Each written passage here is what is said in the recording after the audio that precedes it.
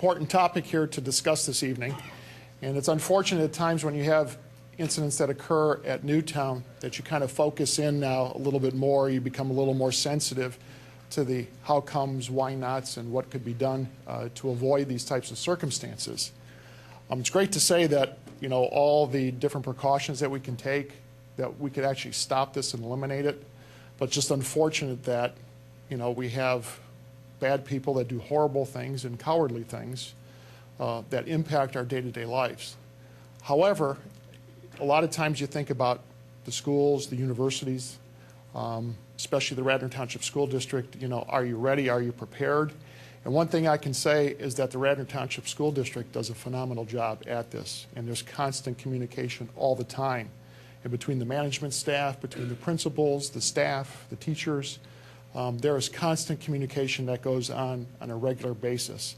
And a lot of that credit I give a lot to the school district, Dr. Groveman with her leadership, Leo, and the rest of the principals and staff here communicate constantly with our police department. And unfortunately, you don't hear about those things. And I know we're not very good at patting ourselves on the back, but I tell you, our police officers do a tremendous job here in Radnor Township, and they communicate on an ongoing basis. And the communication between the schools take place 24/7, 365 days a year.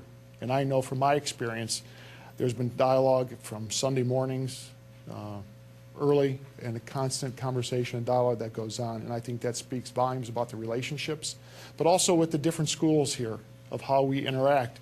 And just looking at under the two recent hurricanes that took place here in the township, and it's funny because I came from Ohio and I thought, how in the world would you ever have to deal with hurricanes in Pennsylvania? You think Florida or somewhere else, but we've had two hurricanes directly. But again, there's a lot of work that goes on behind the scenes, and the coordination between the universities and the schools and the preparedness for that, I think, is key and it's important.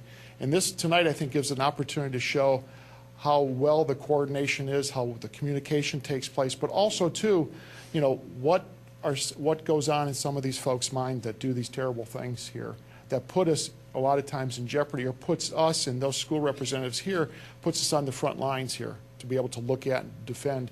But also I think at times this helps us to be able to relook at our plans, relook at what we do, how we do, and to be able to continue to improve, because that's something that we continue to look at, we continue to do.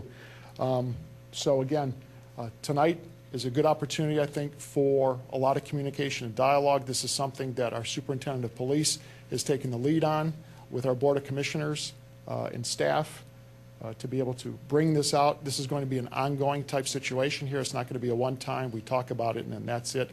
We plan on having this on an ongoing, regular basis here. So with that, what I'd like to do is bring up our President of the Board of Commissioners here, Elaine Schaefer, who was just elected to the Board of Commissioners last night, for a few words. Hi, everybody. Thank you so much for coming out. I'm thrilled to see so many people for this really important discussion that we have in our community. I mean, honestly, I can't think of another single issue that is as important to a community as the confidence that your kids are going to be safe when you send them off to school, no matter what school it is, from kindergarten to college. So I really appreciate that you're all here to be part of that discussion. I want to say thank you to our incredible, tremendous public safety staff that has put this discussion together tonight, but who has also been working on this issue for years and will for years to come. I want to say thank you to our fire department and our EMT officials and to the school officials that are here to participate. And I also would like to say thank you to the residents who come out and to participate in this discussion, because one of the good things about being an elected official in Radnor is that the residents are so smart and engaged that most of our successful solutions to problems come right from the residents, and we just get to implement them. So thank you for participating and sharing your ideas and brainstorming with us. And let's go ahead and get started. Thanks.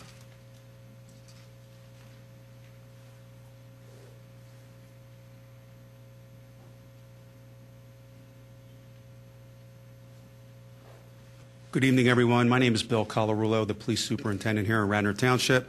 My role tonight is strictly to be the facilitator here. We have a panel that's going to talk about different categories of many things that I think you'll find very interesting. I know you have a lot of questions maybe some ideas, and you might even have some complaints about the way things are being done. What we're going to do is we have an agenda. If you didn't get a copy, there are extra copies on the table there. We're going to try to follow that agenda as closely as possible. And after that, at the very end, we're going to open it up to public participation. Each one of the speakers will probably speak maybe 3 to 5 minutes max. And then at the very end, feel free to ask any questions. You know, it's interesting. You heard the township manager and the president of the Board of Commissioners talking about how important of a topic this is.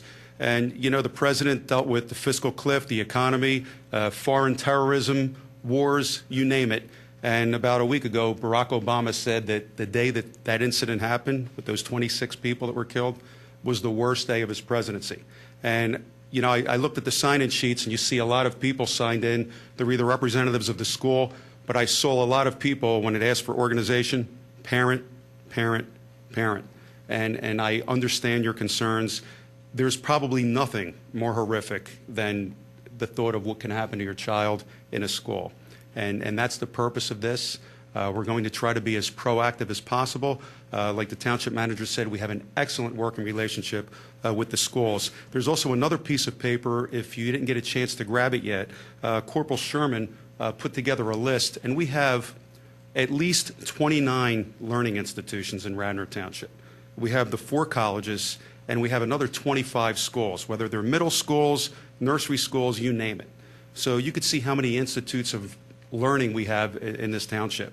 What I'm going to do is, first of all, acknowledge the different people that we have from the schools, as you could see, sitting around the room. It was our hope also, if we had anyone else that would like to sit up front here, because right before we open it up to public participation, we're going to ask any of the school officials if they'd like to address the crowd, or if there's anything that they would like to add to this conversation. So I would like to acknowledge and thank the many school officials that showed up here as well tonight. Starting to my right, which would be your left, is Detective Schreiber, and then to his left is Corporal Kevin Gallagher. Then we have Lieutenant Flanagan, Lieutenant Block, Corporal Sherman, and then Sergeant Joe McGuire, who's also the Deputy Fire Chief of the Radnor Fire Company. Each one of these individuals is going to take part in this conversation. And without further ado, I am strictly going to be the facilitator off the side to keep these things going. And we're going to start out right now with Lieutenant Andy Block, that's going to talk about the active shooter and basically what motivates them. Thank you very much. Thank you very much, excuse me, Superintendent Colarulo. I'd like to welcome everyone here this afternoon. And our goal this afternoon is essentially to provide information and awareness to protect all of our children, as I think everybody in this room would agree that they're our most precious gift to every parent, brother, sister, sibling, family, and the community itself. This information is not designed to scare anyone. This information is being distributed to you and the people watching at home this evening to provide an alert environment. So that is one of our purposes and goals this evening. Now, I have the opportunity to provide some sobering statistics with respect to school shootings. So if you'll bear with me, but some of the motivating factors that we've seen in the after-action reports of the school shootings. In 24% of these incidents, the individual was motivated by a desire for attention or recognition.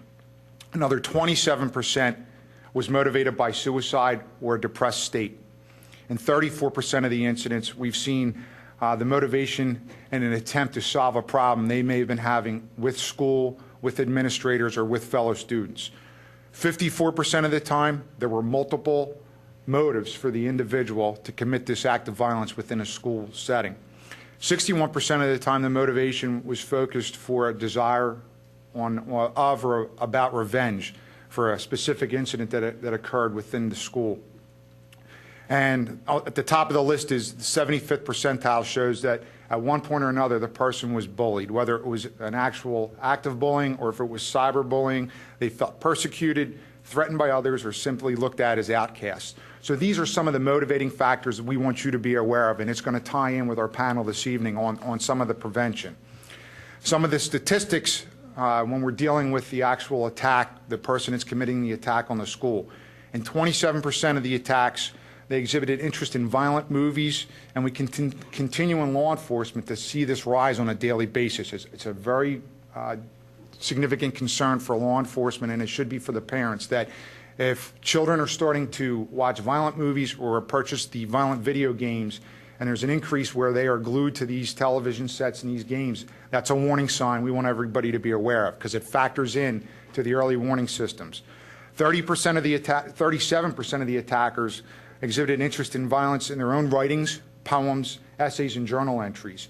And most recently, on Friday in Alabama, there was a situation where there was a high school student that was planning an attack on the school. He was affiliated with white supremacy, and the teacher, actually reading the journal, was the one that discovered that there may be an attack on the school.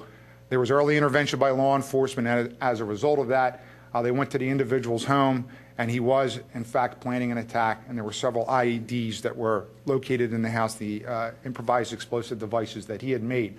So here's a situation where it just occurred, and it was stopped on Friday because of an alert teacher.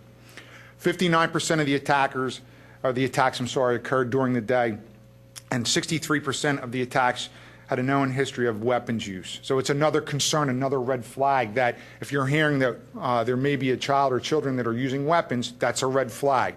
People need to be made aware of that, and we'll talk about our collaborative effort on how to do that. 68% of the time, the weapon was used from their own home. So that's another concern, that there was weapons that were available to the attacker in the house, and they took that weapon, they used it in the school attack itself. 93% of the time, the attackers engaged in some type of behavior prior to the attack that caused others to be concerned. This is one of the #1 warning signs that we see. There's already been some previous violence or previous behavior that's going to predict a future incident that may be occurring. And 95% of the attacks and the attackers were current students in the school. So these are some of the motivating factors and statistics. We talk about the threatening signs. In 80% of the school shootings, at least one person had information prior to the event occurring. I'll repeat that again. And over 80% of the incidents with school shootings in the United States of America, somebody had knowledge that this was going to occur, whether it be a family member, a sibling, another school or classmate. So that's important. If somebody has information that there may be an attack being planned, they need to notify either the law enforcement or the school officials so that there can be an early intervention. In more than 2/3 of the attacks, more than one person had information before it occurred. In nearly all these cases, the person was a peer, a friend, or schoolmate, or a sibling. Despite, obviously, the prompt responses from law enforcement, most attacks were stopped by other means, not by law enforcement. The attack is usually over in 4 minutes, ladies and gentlemen, from start to finish. And again, it's over in 4 minutes from the time the shooting starts to the time the shooting ends. And it's usually ended by the attacker taking their own lives. So it's a 4-minute window when this occurs within the school environment. The other thing that we're concerned about in law enforcement is when these situations occur, that it's a contagious effect. It's the weather effect, where there may be copycat crimes and incidents that occur as a result of what is being seen in mainstream America. So that's something that school administrators as well as family members have to be aware of. In Radnor Township, we're very proud to say that we take a very collaborative approach to any type of potential threat, whether it be in the school setting or in a workplace setting. And that collaborative approach, specifically with the school, has a 3-prong approach to it. The staff, the administration, and the faculties of the schools work together. They're on alert. They're always watching and monitoring and evaluating their students. The parents of the child or the children need to be attentive and alert to any type of behavioral changes at home. And also the Radnor Police Department is there when there is some type of incident. And I can speak on several occasions where we've been notified by school officials or parents that there has been some type of incident or concern or an advanced warning. So it involves the police department getting involved. And once that happens, we're able to diffuse the situation. The key in these situations is that all sides are communicating on a normal, regular basis. Communication is the key to this. In addition to that, the District Attorney's Office in Delaware County has its Safe Schools Initiative, and each school specifically has an assistant district attorney that acts as a liaison to that school. And any time that there is some type of incident that may have occurred under this collaborative approach, the Radnor Township Police Department and the investigators involved contact the district attorney's office, and we have a discussion with them as well to see what best suits the situation and on what type of intervention we are going to use with respect to taking care of the students and the families that are involved. And again, it's about the overall well-being of the students, the families, the schools, and everybody within the township. Again, we are committed to protecting the children of our community, as they are definitely our future, and I would like to thank you. To reiterate what Lieutenant Block just said, and I think it's important for everybody to remember, 4 minutes, okay? It's over in 4 minutes. So even if we get the call as soon as an active shooter enters a school premise, by the time we get there, chances are the incident's over. So that is why, like Andy just said, 80% of the time somebody knew about it. That is why you have to look at those warning signs. That is imperative that we work as a group to look at those warning signs, because I doubt very much if there was ever an incident where you didn't find out that somebody somewhere knew that this person was unstable, or they were planning some type of erratic behavior like that. Now, just moving right along, next on our agenda is Detective Schreiber, who's going to talk about the profile of at-risk students, and a very interesting word, the word profile, and TJ will explain that to you. Thank you, Chief. Some of these things, I'm going to talk about characteristics and warning signs of a school shooter. A lot of these are going to overlap on what Lieutenant Block said. You're going to see a recurring theme. But the FBI will tell us that there is no such thing as a profile of a school shooter. It's not a set guidelines. Every shooting, every actor varies from case to case and from attack to attack. They're rarely just impulsive acts of violence. They're planned out, they're thought about, detailed information. They go and carry out their act. It's not just somebody flips out and decides to make an attack. They're thinking about this. They have journals, dialogues, access to weapons. It's thoughtfully planned. Prior to most school shootings, other students knew that it was going to occur but failed to notify an adult, whether it be a friend, colleague, somebody sees something on Facebook. They know about it. They just didn't notify an adult. Very few of the attackers have ever directly threatened their targets prior to the attack. They haven't said, "I'm going to go do this to you." They don't tell the people before they do it. The most common goal of carrying out a shooting was retribution.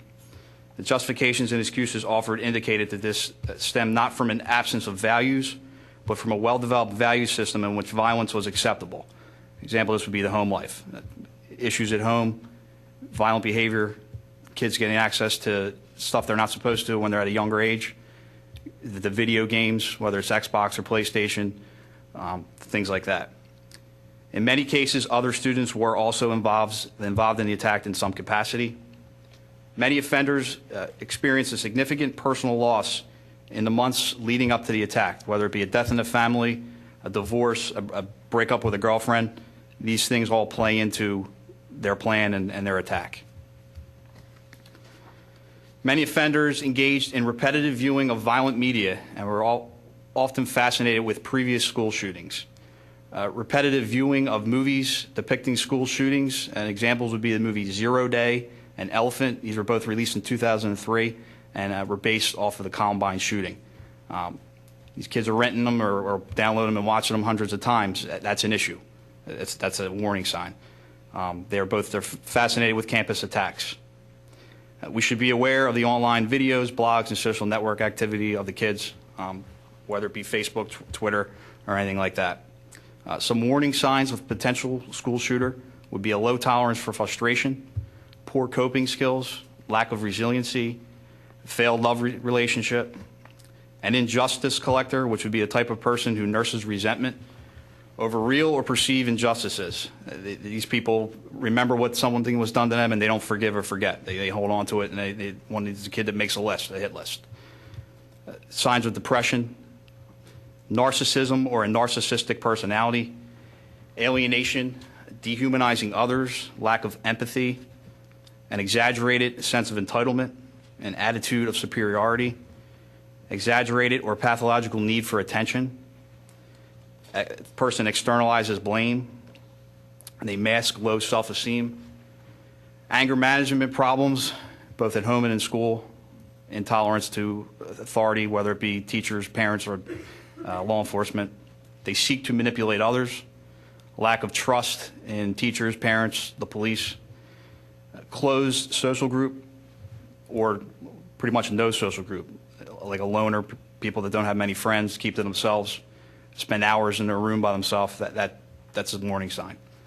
A dramatic change in behavior leading up to the attack. something happens, whether it be an incident at school, this person starts behaving differently. That's an issue. Rigid and opinionated personality, an unusual interest in sensational violence, negative role models, hanging out with other friends, hanging out with people that are older than them, much older, maybe hanging out with people that are over the age of 18 and have criminal history or criminal behavior.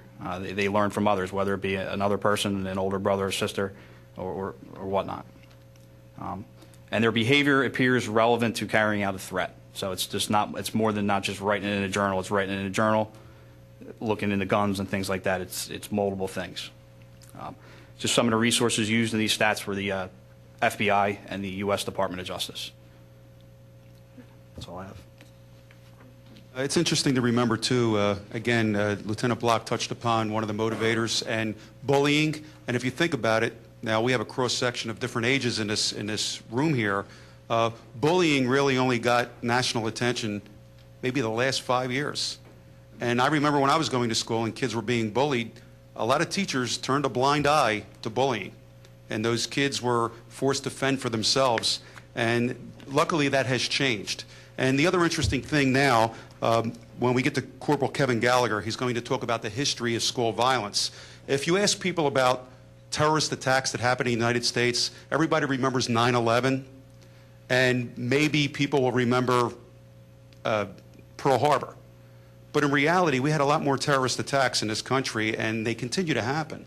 The funny thing is, when you hear of a child that has either a hit list or they're planning an attack in a school, what do we refer that to?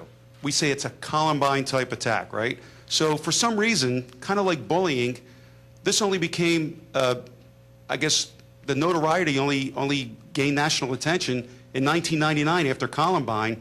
But in reality, as Corporal Kevin Gallagher is going to tell you, we had school violence a long time ago.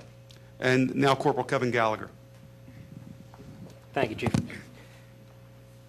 The earliest known shooting on school property in the United States was actually at the Pontiac's Rebellion School Massacre in July 26, 1764, which was actually just outside current-day Greencastle, Pennsylvania. 4 Native Americans entered. They killed the schoolmaster and 9 or 10 children. The reports vary. 3 children survived. As we look at more modern day, and this report here is one document. It's titled Major School Shootings in the United States. It's provided by the Brady Campaign to Prevent Gun Violence out of Washington, D.C. Since July 1997, there have been 202 school shootings in the United States. 202. This document, and again, it can be found online, is a compilation of the news reports of all those major school shootings. These events do not all involve mass casualties. In fact, some do not involve injury at all, but the majority involve some type of injury or death, multiple injuries, and it is extraordinarily disturbing to realize that the fact that there are 202, that they did not make national news. The average event was likely treated as a local event and on the local news, an indication of how inured we've become about this type of event, school shootings in the nation's schools. The rate of people killed by guns in the United States is 19.5 times greater than any similar high-income country in the world. Since the last 30 years, since 1982, there have been at least 61 mass murders in the United States. And to see how the police respond to these type of incidents, how our procedures have developed the present-day tactics, we do look at historically. And as I discuss these incidents, this is not to criticize, it's not to find fault with anyone. This is how we learn and how we improve. April 20th, 1999, approximately 11:10 a.m., Harris and Claybolt entered Columbine High School in Littleton, Colorado. They had explosive devices, handguns, and shotguns. 13 people were killed, 21 injured before they committed suicide. At the time, the police strategy, which pretty much was a national, the way police responded, was the police did exactly what they were trained to do. The initial patrol units responded. They set up both an outer, inner perimeter, and then they called for SWAT, and they waited. And this can be a long wait, depending on the type of the county where you're from, if you're waiting for a SWAT unit. The officers, and they did exactly what they were trained to do. After Columbine, these procedures were put under intense scrutiny. The question, why were officers maintaining a perimeter when people were being shot inside? As a result, the response, the tactics, the training were all evaluated, they were updated, and they were implemented on a national level. And this is an ongoing process. It started then, but it continues today. Other incidents since Columbine, out of Lancaster County, the Amish school, where Mr. Roberts murdered 5 Amish girls, injured 5 others. On April 16th, 2007, Cho killed 32 students and faculty, along with 17 other faculty and students in 2 separate attacks in Virginia Tech before he killed himself. These events all make national news and even international news. But what does occur behind the scenes when these events happen are teams of law enforcement respond to these scenes. And like the lieutenant mentioned, there's an after-action report. And we look at how, not whose fault, it's how can we improve what we do. Today we look at these incidents as active shooters. Active shooter is defined by the United States Department of Homeland Security as an individual actively engaging in killing or attempting to kill people in a confined or populated area. In most cases, active shooters use firearms, and there is no pattern or method to their selection of victims.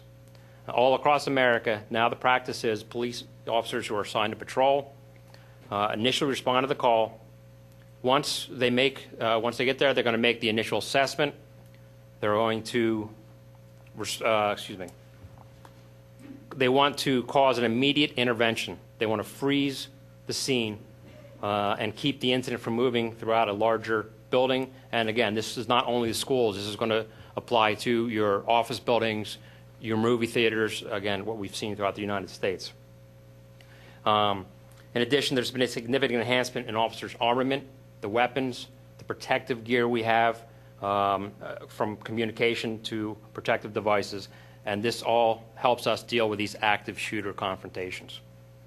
We now respond to an active shooter with the ability to have as few as 2 officers enter a structure and advance rapidly towards the sound of the shots being fired.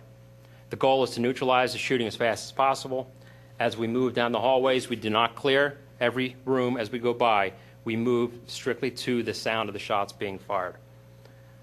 It's a continuous motion. This training is a national initiative. And what that means is, as a Radnor officer arrives on a scene within Radnor, and we have the outside agencies coming in to assist us, we will team up with those officers. We will be able to go into the scene and operate seamlessly together with multi-jurisdictional teams. And as a result, when we look at December 14th, 2012, at Sandy Hook Elementary School in Newtown, Connecticut, Adam Lanza entered the school at approximately 9:35 a.m. He shot his way through the glass door. Both the Newtown Police and Connecticut State Police were dispatched. It is estimated the shooting stopped between 9:46 and 9:49 a.m. after Lanza realized that he had been spotted by a police officer who had entered the building. At that time, he committed suicide, and then looking after this, the actions of the responding officers by entering immediately is credited with saving a lot more lives that Lanza could have taken. Thank you. One of my intentions here was to get your attention early, but I think everybody's attention was got since Sandy Hook. But just to give you some good news, I know you heard some of these really harrowing statistics, but according to the Department of Justice, the chances of any particular K through 12 school in the United States experience a shooting incident in any given year is about 1 in 54,000. That's a shooting incident. The chances of a student being killed from a violent act is 1 in a million. So the odds are still in our favor. And I know nobody wants to hit that lottery, but the bottom line is the odds are still in our favor. And I know what happened in Sandy Hook, what happened in Columbine, what happened at Virginia Tech, what happened at the movie theater can easily happen anywhere. But at the same time, we don't want to live our lives being paranoid and always looking over our shoulders, but we do want to be more aware. And not to make any kind of political statement here, but when you hear certain people say the only way to stop a bad guy with a gun is a good guy with a gun, well, if you heard Lieutenant Block and you heard Corporal Gallagher, most of the bad guys with guns that committed all these mass murders killed themselves. So we never even had a chance to take them out. And Next on our agenda is the Radnor Fire Company to talk about how they respond to these types of incidents. Sitting up here is Deputy Chief Joe McGuire, and Chief Mike McGuire here is in the back of the room, but now I'm going to turn it over to Joe. Thank you. In any kind of school violence incident, we know that the police department is the primary responder, and it's their jurisdiction when it comes to the school violence. The Radnor Fire Company would play a support role in this, providing personnel and equipment to the scene. What we have up at Radnor Fire Company is primarily a volunteer organization. We are supplemented by a career staff of some EMTs. All the medics that we employ are employees of the Radnor Fire Company. They work around the clock with the volunteers, so we have a pretty quick response. We have a very highly motivated crew, and we have a very highly trained crew up there as well, just so that you know.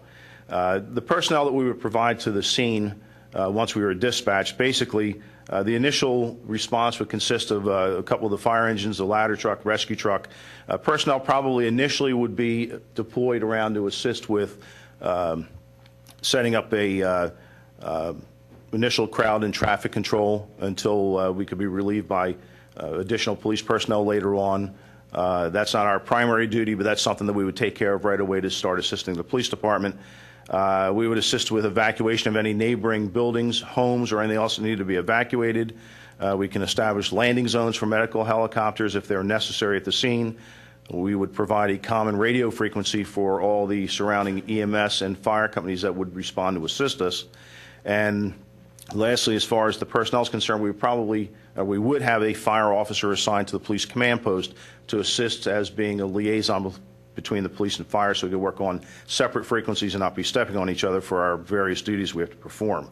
The initial equipment that would come out of there, as I said, we would initially have probably a ladder truck that would come out that would assist the police department either accessing taller buildings if they needed to get up there, putting a police officer up on the ladder for surveillance purposes, whatever the case may be.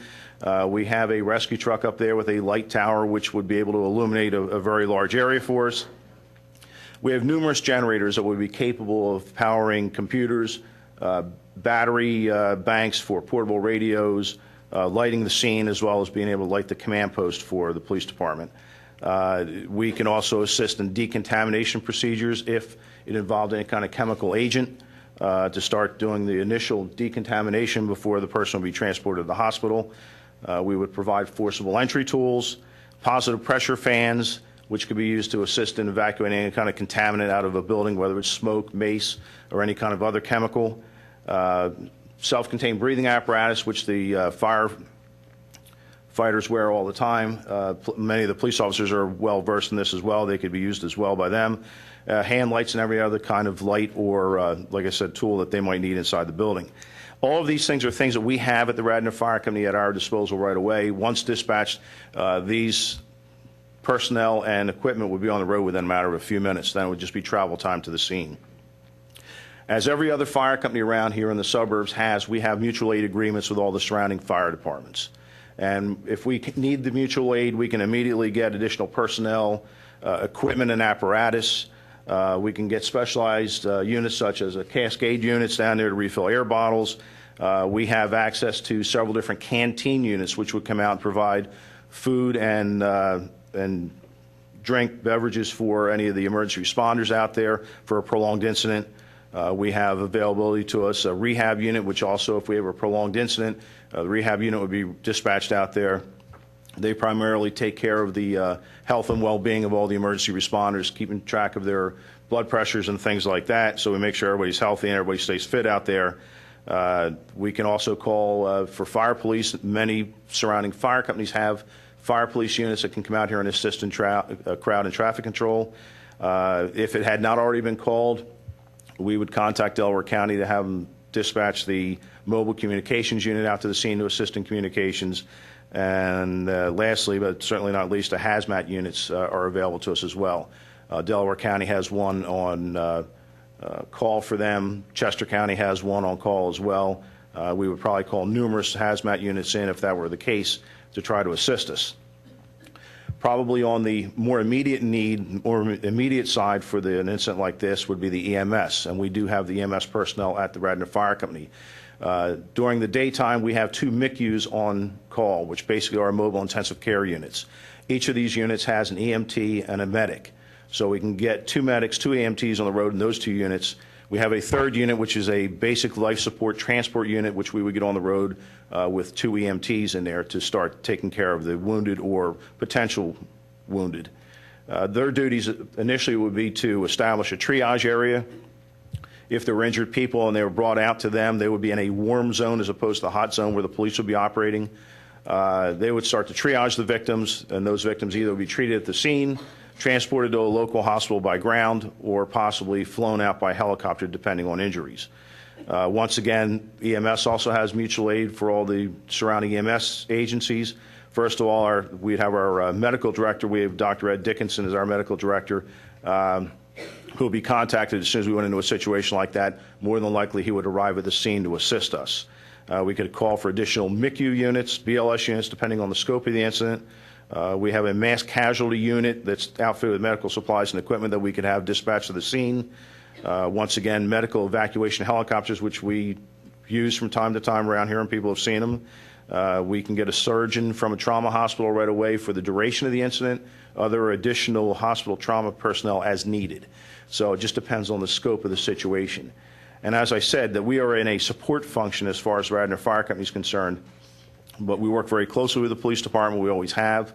We have a very good working relationship, and they know that certainly anything that they need at a scene, whether it's a school violence scene or anything else, we are certainly there to assist them in any way that we can. So the fire company is prepared to handle these duties, and hopefully it never comes to that, but we're there. I want to tell you something pretty amazing. Corporal Gallagher, Lieutenant Flanagan, Lieutenant Block, and Sergeant McGuire, they're full-time police officers in Radnor Township. On their own time, they're also volunteer firefighters. I don't know how they do it, but they do it, which is very impressive. One of the things the township manager said when he first stood up at the podium was, we have an excellent relationship with the Radnor School District, and that is true, because we had a couple of incidents in the 2 years that I've been here that could have potentially been tragedies that were averted because of alert principals that notified us of erratic behavior from some students. Not to say they were charged criminally. They may have needed some type of a medical evaluation, mental evaluation, but the point I'm trying to make is they were proactive enough to realize something was wrong. And again, that's key. One of the things, too, I called one of the local news stations. I won't say which one. But they did a story about a neighboring police department. And I guess imitation is the best form of flattery. You ever hear that expression? But they did a story about a neighboring police department that started this innovative program where officers are going to pay school visits and do walkthroughs. Radnor Township's been doing that since 1999. We have been ahead of the curve. And now we're going to hear from Corporal Sherman, who I also personally like to thank. Walt is the one that put this together for everybody. So thank you, Walt. And Walt is going to talk about what we currently do and what our current programs are here in Radnor Township. Thank you, Chief. As a result of past acts of school violence, such as Columbine, the Radnor Police Department has instituted the school visit program, which, as the Chief alluded to, I'm going to have to correct you, Chief, it was 2000, so a few months shy. But since the year 2000, we've been doing this. We've been visiting the schools. At random times, the officers visit the schools within their beats. They walk the hallways, taking time to meet with teachers and students, and at times stop in the cafeteria and have lunch. The goal is to familiarize themselves with the school layout and floor plans, as well as providing an added sense of security. We as a department believe this program has provided many added benefits. It sends a message to the community that the safety of the students and its staff is a priority. It may have deterred anyone from planning an attack. It's definitely improved our relationship with the staff, teachers, and particularly the students. And most importantly, has allowed the officers to become more familiar with the layouts of the schools. We speak about communications. In the event of any type of emergency, communication is key. It's important that notification is made as quickly and as accurately as possible. An emergency could be any of the following. Could be severe weather, any type of threat to homeland security, could be an Amber Alert, or an active shooter. There are two sources to receive such information. Code Red. Radnor Township has a notification system. It's free. You can sign up on the township website. You simply provide your cell phone number, your home telephone number, as well as an email address. If any type of an emergency occurs, the subscriber to this Code Red would receive either a voice, text, or email about the nature of the emergency and what steps to take. Delaware County has a similar system, which is called Delco Alert. Now, they have two systems, a public access and a private access. The public access is similar to the Code Red. You can sign up on Delaware County's website, providing with the same information from Code Red that Radnor Township has. If there's any type of emergency, you'll receive the information the same way through text message, voicemail, or an email. The second type is a private access, which is commonly known as RSAN, which stands for Rome Secure Alert Network. Now, this is a network for first responders only. It notifies fire, police, and ambulance, as well as more specialized units such as SWAT or the county's major incident response team. The private access has actually, the county has expanded it to include schools, school administrators, as well as nursing cares, facilities, and hospitals. I do have a website and a contact name and number with me, so if you are not a part of RSAN and would like to be a part of it as a facility or a learning institute within the township, please see me afterwards and I'll make sure you get that information. We're often asked, what's our procedure for notification in the event of an emergency?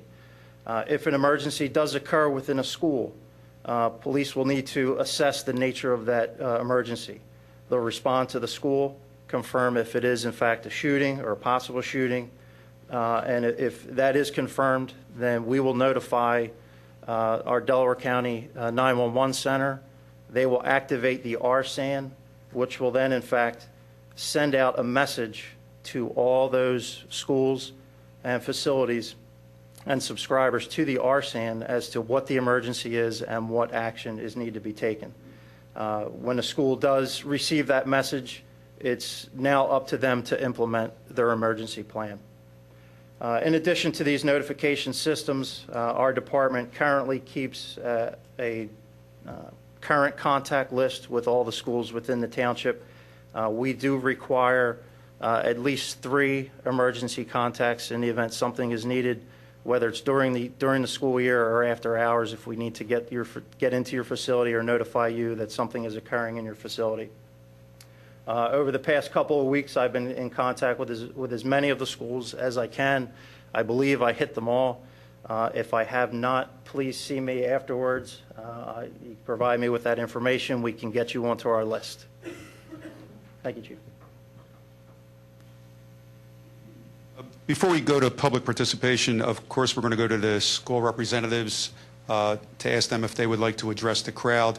Again, just to reiterate the relationship we had, just yesterday morning I had Leo Barnaby and Joe Perchetti from Radnor School District in my office, and we were trying to brainstorm and try to anticipate some of the questions or suggestions you have. And it just reminds me, you know, we started the deer culling in Radnor Township, and we had numerous meetings, myself, President Schaefer, and Mr. Zinkowski, the township manager. And a lot of people have some very interesting ideas, and when it's time for public participation, please, I don't want you to feel shy or think maybe your idea is not a good one. Whatever ideas you have, you know, I want you to stand up at the mic when it's time and let us know what your opinions are. And you know, we'll consider them if it's something that's going to keep our kids safe. But at this time, we're going to ask if any of the school's representatives would like to speak. For those that are sitting along the desk, all you have to do is press that little button and your mic will light up. Anyone else that's in the audience, if you would like to address the crowd, I would ask you go up to the podium, identify yourself, what school you're affiliated with, and just explain what type of plans you have into effect for some of the concerned residents. Thank you.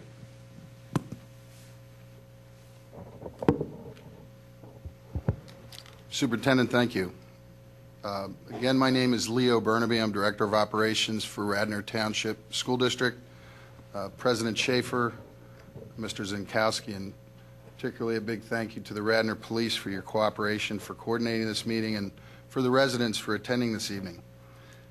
I would like to briefly outline our Safe Schools plan, and as the superintendent mentioned, we'd like to keep these presentations to 4 or 5 minutes.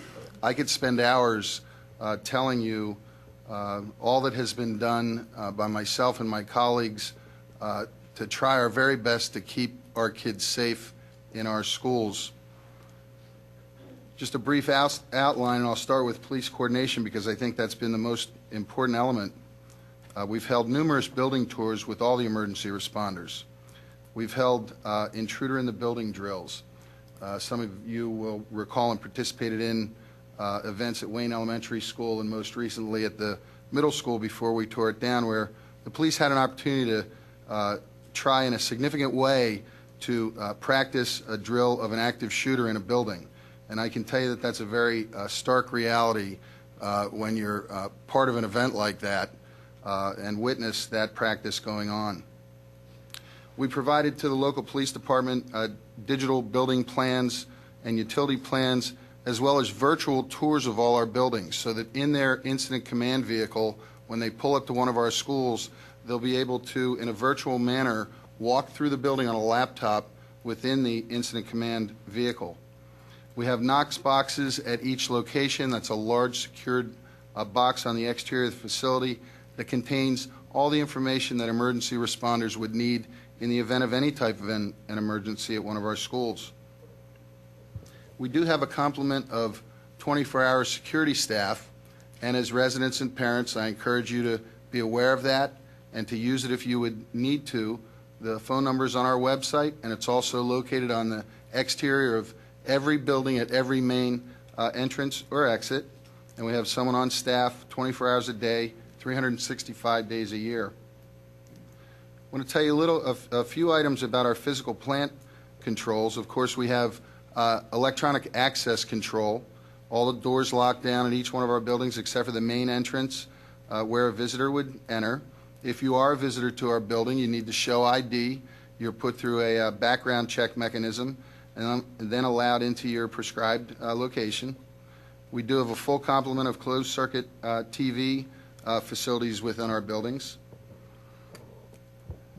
We have multiple emergency communications devices, two-way radios, direct connect Bell telephone lines, two-way cellular communication, as well as the normal cellular communication devices that each administrator holds. A few years ago, we had national consultants come in and work with us on our security procedures, as well as to do a full vulnerability assessment by the state police. One of the things that they recommended we do, and we have done, is labeling of all the exterior doorways so that when emergency responders arrive, they know the location they're coming to, and we can point that out prior to their arrival. We've even gone so far as to put automated ventilation system shutdowns in all of our facilities. In the event, for example, that there were a chlorine gas spill, a gas that's heavier than air, we can immediately shut down all the ventilation systems within our buildings. Some of the communication strategies that we employ were already mentioned. We're a member of the Delco RSAN network, the Radnor Code Red, but we also use Global Connect, and the superintendent or a designee will contact the entire community using that communication device should it be necessary. Mike Petiti, our coordinator of communication, has recently implemented a crisis communication and coordination team, and we used that with great success, I believe, after this most recent tragedy. I think you heard that the best way to affect events in schools are to affect the children in schools. And our staff, our professional educational staff, does a wonderful job of that through a myriad of different behavioral programs such as student assistance, bullying programs, drug and alcohol programs, and many, many more. Too long to list right now. We do practice in the event of various emergencies. Regular fire evacuations, lockdown drills. We have multiple levels of lockdown drills, severe weather drills, and bus evacuation drills. And finally, it's not just cooperation and collaboration with the local police that we engage in, but also with our fellow schools and adjacent corporate entities. We have mutual agreements whereby they can shelter children or personnel in our facilities in the event of an emergency, and we expect to do the same in the event that we would need. So again, that's just a brief on our Safe Schools plan. Again, I thank you to the Radnor Police. We welcome your guidance, and we appreciate your leadership, and we certainly appreciate this evening. Thank you. Any other representatives of the schools that would like to speak? Thank you, Superintendent. At the risk of being redundant, I need to really compliment and thank the Township and the Police Department. When they say we have wonderful communication, it seems that our communication tends to happen on the weekends, Fridays before vacations, over the summer, when all of us would probably think about doing something else, and yet they are there, they are responsive, and they have just been terrific. So we cannot thank them enough. And communication is essential, so the one thing that Mr. Burnaby failed to mention is I think everyone who has a child in school is saying, well, what about my school? What about, how does it fit in my world? So Mr. Burnaby is going to be meeting at the schools with the PTOs and with school faculties so that individual questions can be addressed. So that's coming up, and there's a very robust schedule, and I guess, Mr. Percetti, you'll be joining him as well.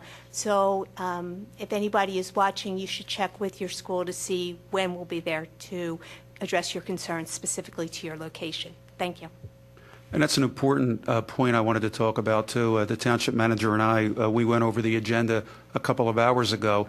This is not a one-and-done meeting.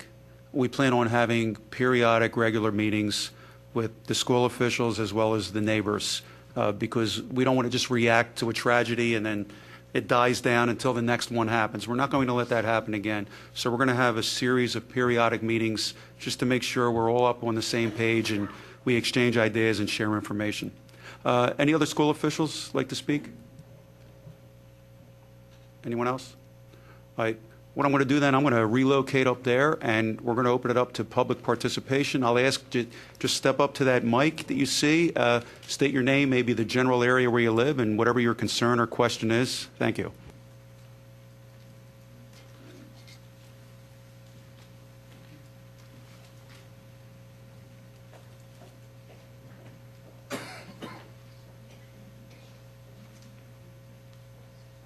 No takers? Come on. Nobody has any ideas, suggestions, complaints?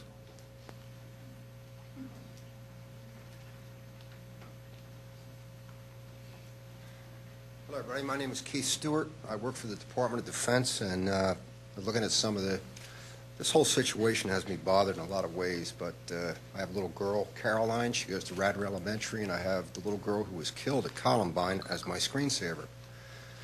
And something I'm wondering about the school, I can only speak for Radnor Elementary, RES. You go in the building, there are 3 doors. Actually, there's a combination of 2, 2, and 2, which is 6 doors. They're made of metal. The door heading into the administrative office is a wooden door. I think perhaps that could be changed. I'm not so sure whether or not the door on the interior to get directly into the school has a mag lock on it or not, but I think it should.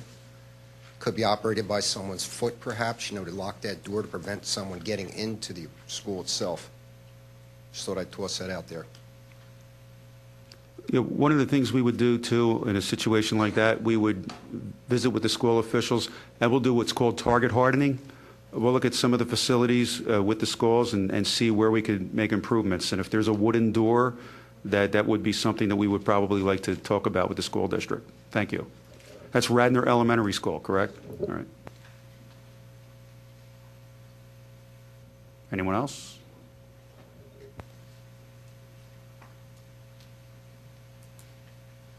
My name is Karen Latimer, and I have 2 daughters attending the middle school right now. One will go into the high school next year, and I have one that recently graduated from the high school. And we're fairly new to Pennsylvania. We came from another state. And we have been really impressed by the level of both security and safety that my girls feel at all of the schools that we've attended. So I don't really have any issues or complaints with the level of safety and security that they feel here, especially as opposed to where we came from. They see this as a very big city compared to where we had a very small community, farm town that we came from. So they feel very safe here, and I'm really pleased and proud of that. And they feel that they have adults. But I guess what concerns me, or what I see a lot, is that there are lots of kids and families who are somewhat disenfranchised from the school community itself. And I guess I want to find a way to bring those students and their families back into the community so that we're not losing some of these kids. They're not engaged in, as you mentioned, they're disenfranchised from the entire organization. They don't play sports. They're bullied. They're left out. Their families often are too. They may be single-parent families. As a single-parent family, I can tell you that I'm often by myself at these meetings, at PTO meetings, at other meetings, and we're kind of not in the mainstream a lot of times. And I would like to see more opportunities for those of us who don't have traditional families or may not be as affluent as some of the other residents of Radnor, have more opportunities to engage with our community and not feel on the outside of that. And I see a lot of friends of my girls who are in that situation where they're bullied, they're from single-parent households, they may go to and from their parents' households over the weekend, and they don't really have a place. And I'd like to find a way to catch those kids before they become the ones that are left out and disillusioned and the problem kid. And is there ways we can bring those kids back into a community? And I know that that's not a police issue, and it's not just a school issue, but it's really a community issue. And I'd like to find a way to do more discussion about how that can happen for parents like me who aren't home, between the times of 8 and 7 at night. How do we get these kids involved? Well, I'm going to disagree with you in a good way because it is a police issue, and I'll tell you why. First of all, Lieutenant Block does a program in a lot of the schools. I think it's called the REACH program, Andy. That's correct. I'm part of that organization. And he talks about not only he deals with children, but he also deals with parents of children, and you'd be surprised how naive a lot of parents are as to what their kids are up to. And then there's also an expression, it takes a village. It's not just about the schools either now. We have Tammy Cohen, who's our rec director, and there are many programs, if you go on our website, whether they're, and I know not every kid plays sports, but there are a lot of different programs that the township offers throughout the year, depending on the type of season. Should we do more for disenfranchised families? Absolutely. And I'm welcome to ideas. I'll be glad to meet with you, but I say it is a police problem because we're part of the community as well.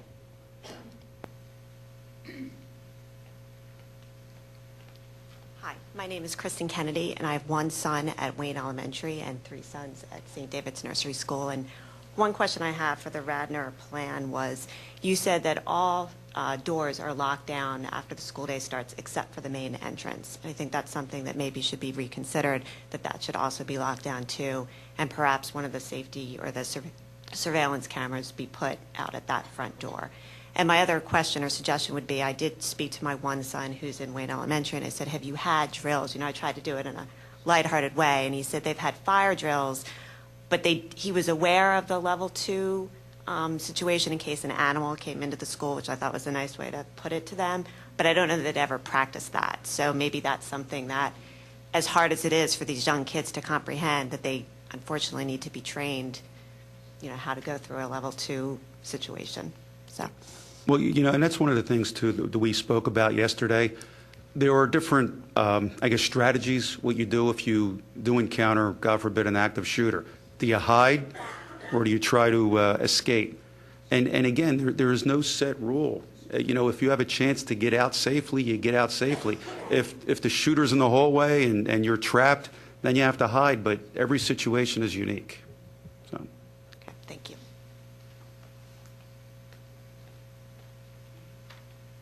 Hi, I'm Susan Corbett-Sear, and I'm newly positioned here in Wayne.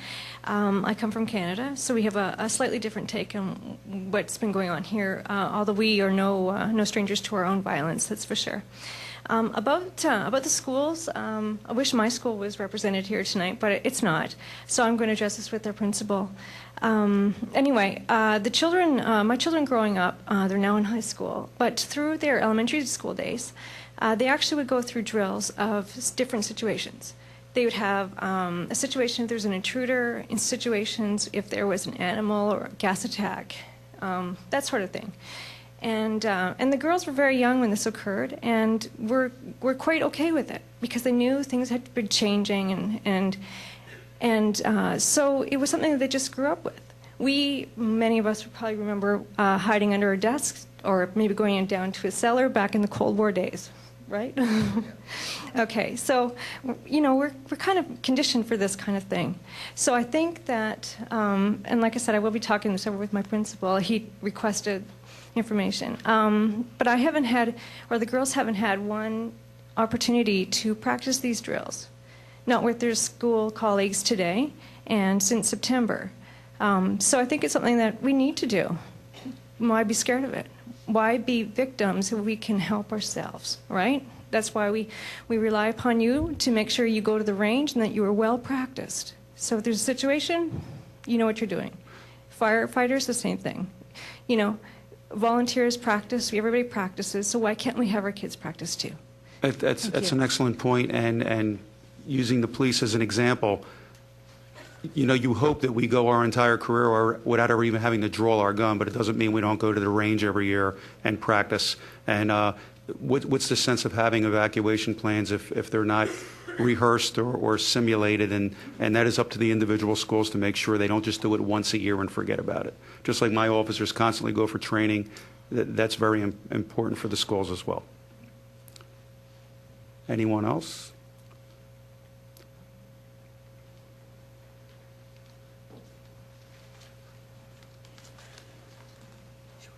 That's me again. I was thinking about the school. And one of the things that somewhat perplexes me, Chief, if you don't mind me calling you Chief, is the fact that we're utilizing lockdown procedure. Lockdown procedure, from my knowledge, was instrumented in prison systems. I think that, in all probability, if someone came in that door right now and started shooting, everybody would try to run out of this room, not lock the door and go hide in a corner. I'm not so sure that's really a good idea. I think it's something that needs to be looked at. I think that inevitably, if someone were to be in here, we all got out, yes, the guy's probably going to drop his weapon. Maybe he'll follow us out. If that happens, it's over. We have a very small window, as you no doubt know. I believe there's no ballistic-proof glass or anything like that. There's no such thing as bulletproof. You no doubt know that. We don't have it at the schools. I think the schools need to be looked at. In other words, if somebody gets in, delay the time. The sad part about this to me is that poor women in the office at RES, along with the principal, who I spoke with, they're trapped. If they seal that magnetic door, they're trapped. They have no combat training. They don't have a clue what to do. They may try to reason.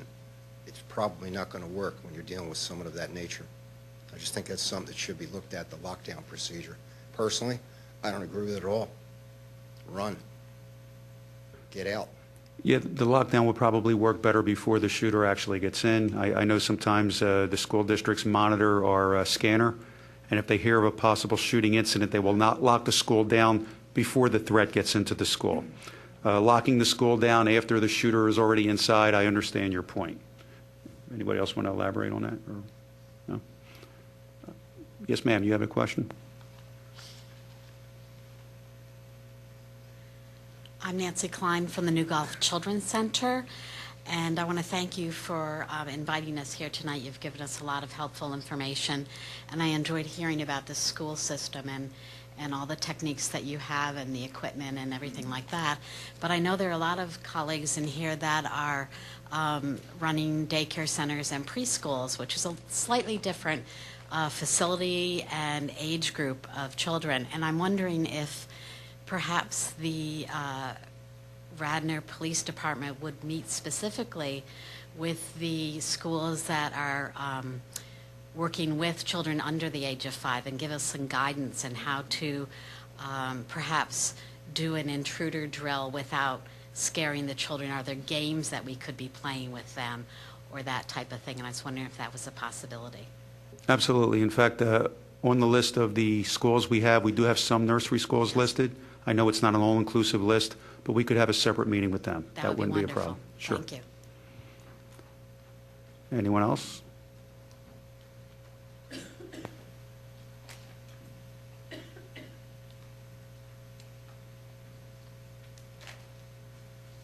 Good evening. My name is Michael Ziegler. I have 2 children at Radnor High School, and I'm curious as to what your opinions might be as to what has been suggested by Governor Perry of Texas and others, that individuals who are qualified, school administrators and others on site who are qualified, should be able to possess and carry concealed weapons. You're asking my opinion? Anyone who wants to offer one. I disagree completely. I disagree completely. Having weapons in schools is, unless it's a police officer or a licensed armed security guard, I do not think having armed teachers or whatever.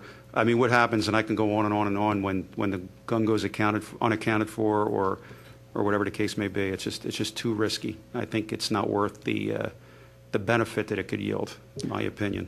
That's why I characterized my question in terms of having a qualified individual, someone maybe ex-military or someone who's trained in the use and possession of those types of...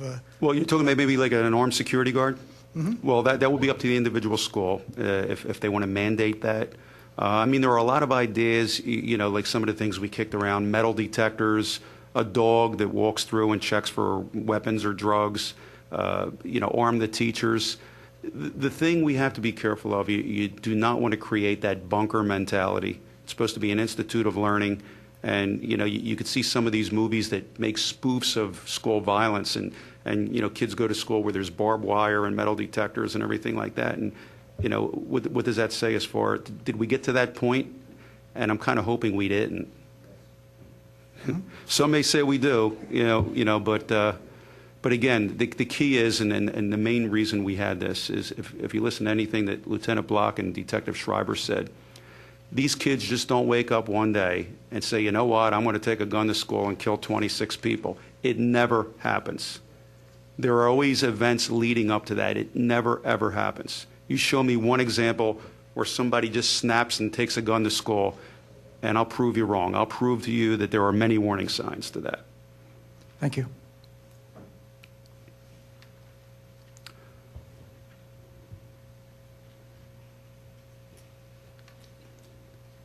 Hi, Chief.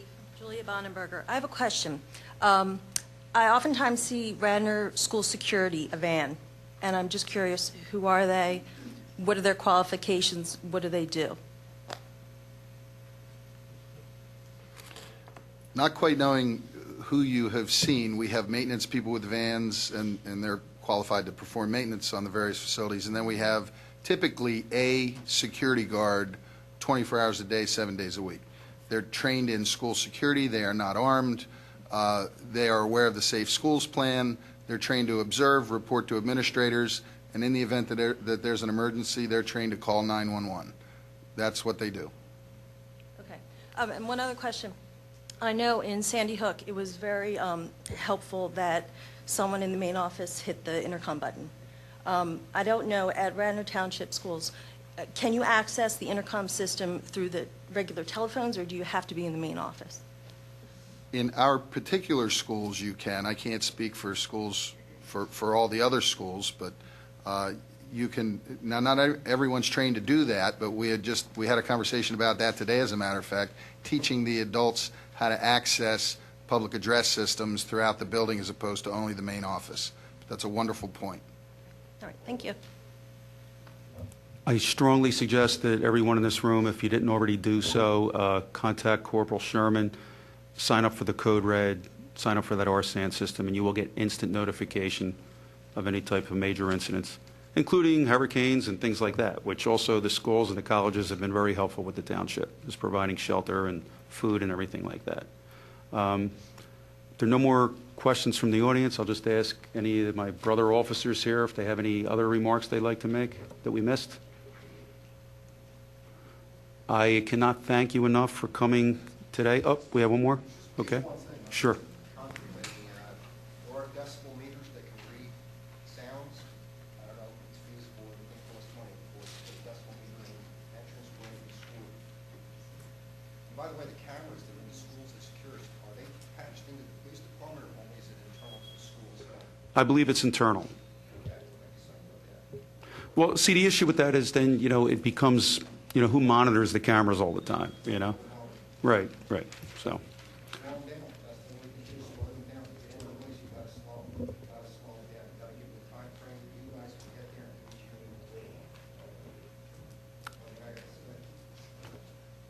But I would like to thank everyone. I want to let you know that, oh, yes, ma'am. Sure. Mind coming up to the mic?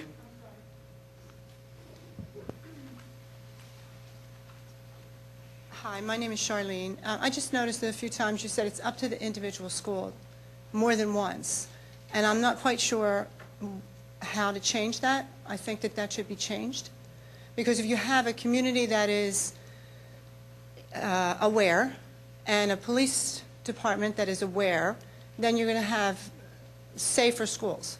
If you don't, then you don't have anything. It's just a thought. And I wouldn't even know where to start looking to try to figure out how to make it standardized. Security measures in schools should be standardized. A school in Radnor Township should not be safer than a school in Bristol Township. So I don't know if you have an answer. No, I do. You bring up an excellent point. I mean, if you look at the fact, and I know Sergeant McGuire could touch upon this, if you're looking at fire code regulations or building code regulations, there absolutely is a standard how a structure has to be formatted and everything like that. We're not at the point yet where we can mandate legally what type of security measures schools need. They do as far as fire safety and health inspections and things like that, but as far as preventing some kind of a crime, we really can't mandate, well, you have to put bars on the windows or you have to have a metal detector. We can't do that. Is it something that the township has the power to do by creating an ordinance? To be honest with you, I don't know. Maybe the state has the authority to do that. I don't believe we do. We can make recommendations and suggestions to the individual schools, but to mandate what specifically is required for safety reasons, we're not at that point yet. And again, every school is different, every size is different, the ages are different. Might be very intensive to do that. Not to say it's impossible. My name is Amy Goldman, and I have a child in Radnor Middle School. And one of the questions I think that was asked before, and I wasn't sure I heard an answer to, but it's one that I've thought about a lot, is that the entrances to the schools are open. Even though many doors are locked, you can get right through the front door, you can get right into the office, and in many cases you can get right into the main building without any, I mean, we're asked for ID. But I just wonder if somebody is hell-bent on getting into a school quickly and creating a big situation, there is no physical obstacle to them at this point from doing that. So I was just wondering if that's part of the whole security plan and a question that other people are thinking about, because I know I am. So that's Radnor Middle School, you said? And you But said I think it's at all the schools. Almost every school, all the doors are locked, which is great. And there's only one way you can get in, but that's not locked. And you're not asked before you come in that door who you are. And then you can go right into the office without any problem. And your ID can be checked. But if you have a gun, you can get into the building, to the office, knock out the whole office staff, and run into the main lobby of these schools and wreak havoc. So I'm just wondering about a physical obstacle, if that's, maybe having the doors locked outside and the ID check comes before anyone can enter the physical facility. Well, I'll tell you what, with the permission of the schools, me and my staff, we will go out and do an on-site inspection together and see what we can come up with. Okay. I know some people may feel that that's a bunker mentality, but I can't really think of any. But I really can't think of any other way to physically stop somebody or at least slow them down from creating a mass casualty. Okay. Okay. I give you my word, we will do those site visits.